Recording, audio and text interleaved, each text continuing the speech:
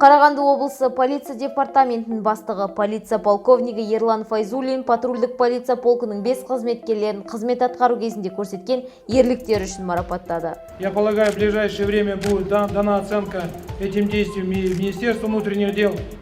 В то же время хотел бы вас предупредить о большой ответственности, которую несем мы все, начиная от меня и вы, за те проступки, которые совершаем. Естеріңізге сала кетейік, ағымдағы жылдың 7 желтоқсанында сағат 10:30 шамасында 102 телефонына қала тұрғынынан хабар келіп түскен. Қарағанды қаласының бір үйінің кіреберісінде белгісіз ер адам оның 7 жасар қызының соңынан жүріп келген. Оқиға орнына дереу полиция наряды жіберіледі. Полиция лейтенанты Мырзабеков Дархан Сәрсенханұлы, полиция сержанты Арғын Ахмет Болатұлы жақын жатқан аудандарға күдіктіні анықтауға бағытталған. Жедел іздестіру шаралары барысында олар 43 жасар қала тұрғынын анықтап ұстады. Ерлан Файзуллин патрульдік полиция полкының жеке құрамының алдында полиция аға сержанты Айтқали Ақжол Жұмабайұлы, полиция кіші сержанты Сайлау Нұрлыбек Амантайұлы, полиция сержанты Сембеков Мади Жақсытайұлы, полиция лейтенанты Мырзабеков Дархан Сәрсенханұлы, полиция сержанты Арғын Ахмет Болатұлы, патрульдік полиция полкының барлық қызметкерлеріне